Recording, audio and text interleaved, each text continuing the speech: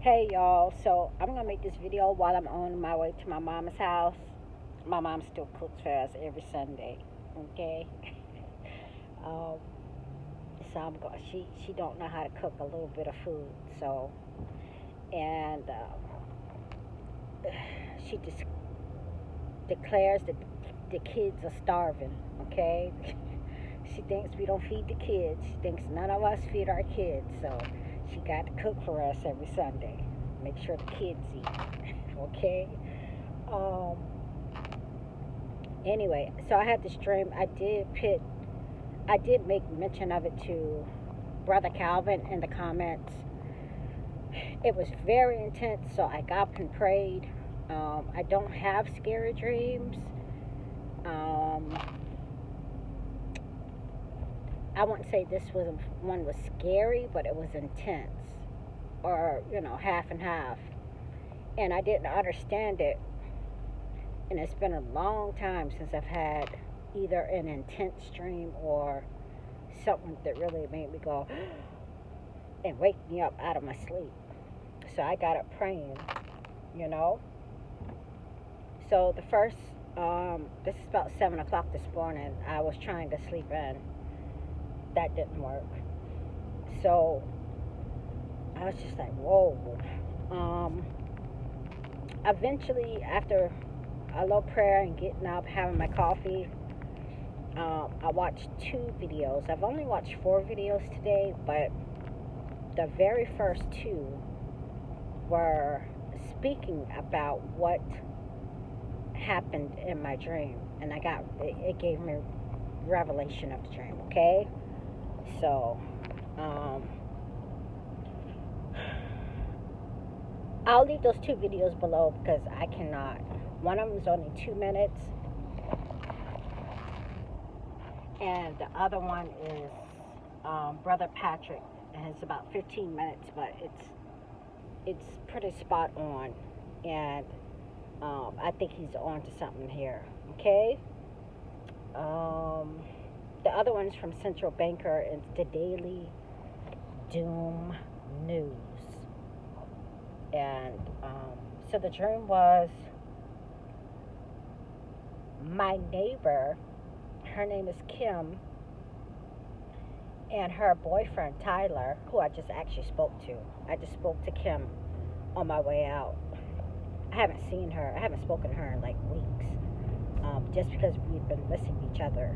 She lives 2 doors down. So anyway, back to the dream. In the dream, Tyler and Kim, they were going to go on a walk around the neighborhood, and in the dream we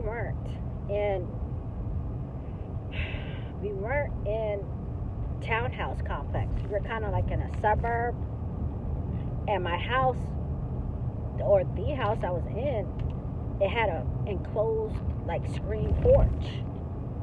Okay, and so you have the house, and it seemed like white paint on the walls and stuff, but it was an older house, but it was like white paint on the walls, white post on the outside, where the screen and porch was. So anyway, I saw them walking down the road, and they had their son, who in this dream, his name was True Luck. Hopefully I don't forget to tell you who True Luck is, but this is the second child whose name in a dream was True Luck, as opposed to his real name. And True Luck is a very prophetic young boy that I met.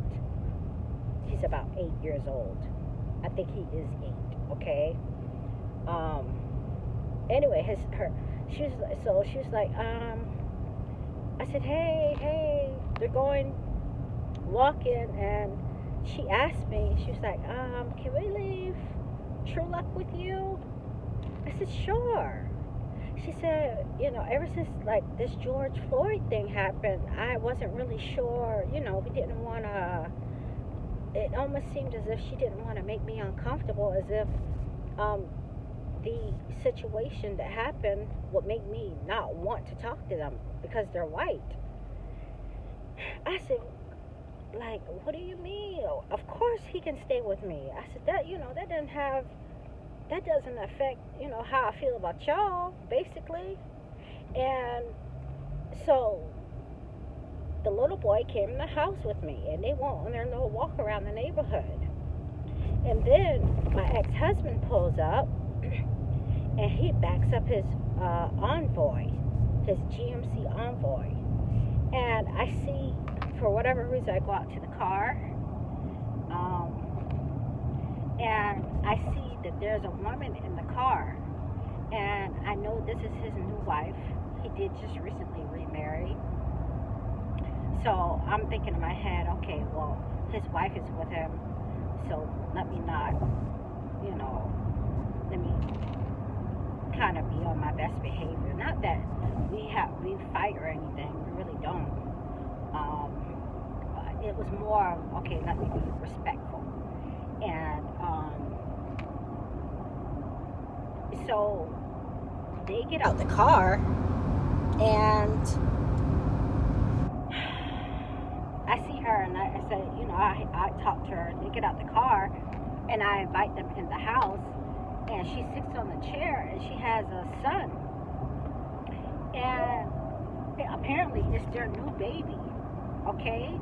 And the baby is cute.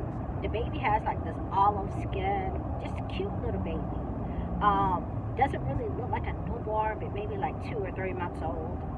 And she puts him on her lap, and he's kind of proud. She's like, yeah, this is my son, and his name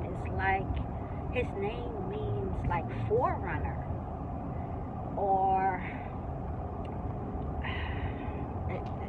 like Forerunner. Maybe I can't think of exactly what he said, but it felt to me as if he said like Forerunner. And somehow with the Arabic culture, you guys, of course the names have meanings, but the son always takes the middle name of the father as his. The son always takes the dad's first name as the child's middle name, to kind of have that generational link. So he was proud, but he was so proud, it was almost as if it was his first child, and my child is his first child. I didn't feel jealous or anything in the dream. He was just really proud, as if that was like his first son.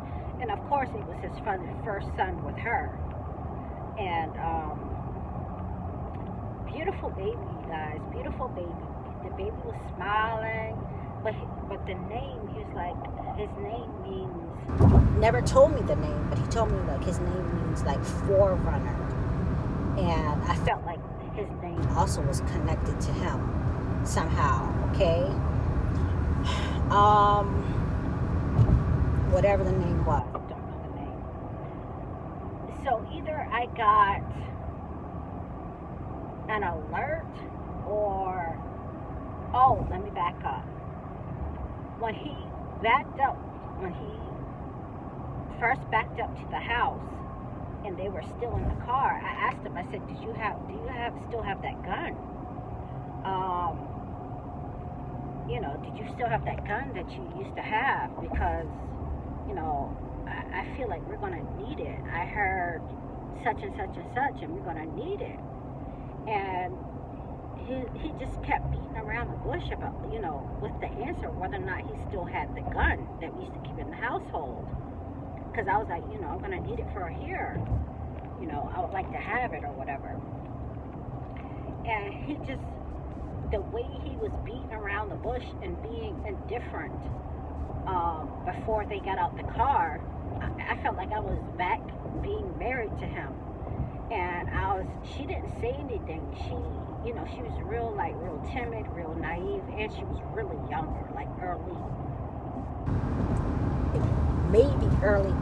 like mid-20s, early 30s. And I was just thinking in my head, look how he acting. I hope she taking notes. And then they came in the house with the baby, and then he showed me, the baby. So it was like I got the alert at that point that these people around the neighborhood were going to be coming around the neighborhood, like these hoodlums, and they would be knocking on people's door, and it was like, you don't answer the door for them because they're a bunch of little thugs, okay? And it's kind of like the purge, and I knew that we had to put up curtains and stuff over the windows, so if they were to walk up in the house, they couldn't see straight into the house, and we would be prepared. You know, they just couldn't be looking straight in the house, okay? So I remember putting like a sheet or something up in the living room, and then the door of the actual house, not the screen porch, but the door of the actual house, I remember putting up like a red plaid thing on the panel of the, the window, the door window. And, after we had that little conversation, I heard a knock on the door, and somebody opened the door.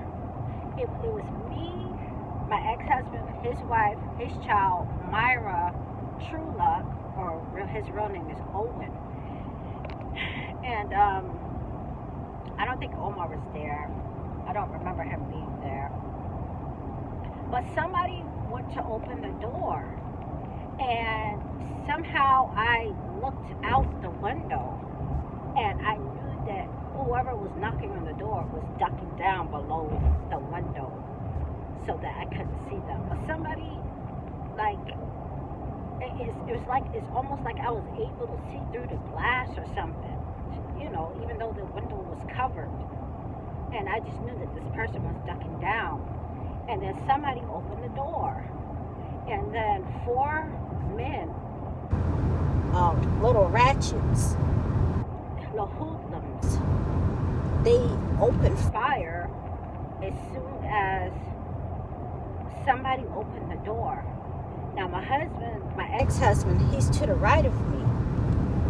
And I look over, and he had changed. His outfit had changed to an outfit that looked like a druid. It was all black. It was hooded. It was all black. It was a hooded, kind of like a KKK, and pointed hat. I was just thinking, like, what? And then he pulled out a gun and started shooting at the 3 or 4 men that opened fire as soon as somebody opened the door. And I knew he killed the 3 or 4 men, and I felt like, and then he ran out of bullets. He had enough bullets, 4 bullets, just enough to kill them. And then I realized his gun ran out of bullets, and then I shut the door, and then I woke up.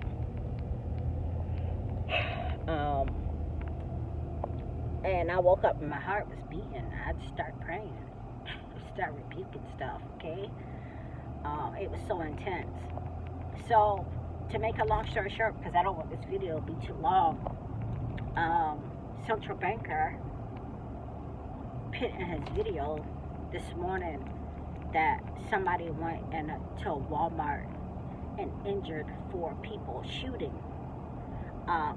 Shot 4 people, I think 2 were injured. And he also talked about Hezbollah, okay?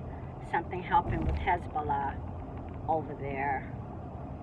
I think 2 Hezbollah members were killed. And something else about India. I'll link up below because, I was just talking about that in the video. It's been a few videos that I've seen as it relates to the video I put out yesterday, but and then Patrick L., I think his video was called "What Will Happen on 4th of July?" Something like that. And he talked about Chaz and how they're unruly and how they're being allowed to do whatever they want, okay? In an atmosphere such as this. And he talked about the he talked about, the riots and stuff like that as a result of the George Floyd death.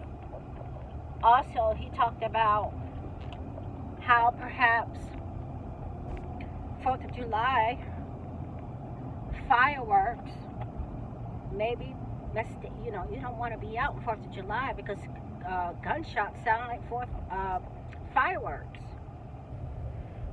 And he was talking about a timeline and how things might just kind of get crazy after the 4th of July, and with CV, and with, annexation. I believe he mentioned annexation. He also mentioned something about sleeper cells.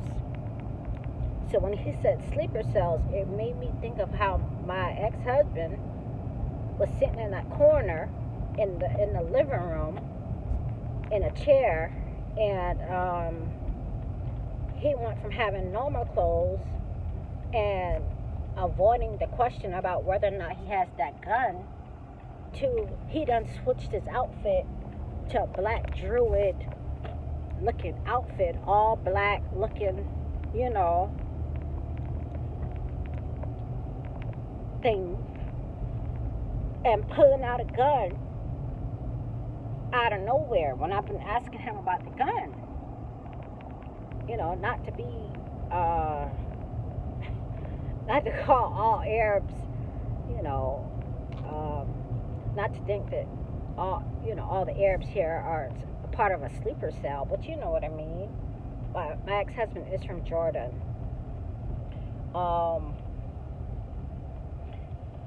What else? True luck means, true luck, when I think about true luck, he has a slight disability, but he also has a very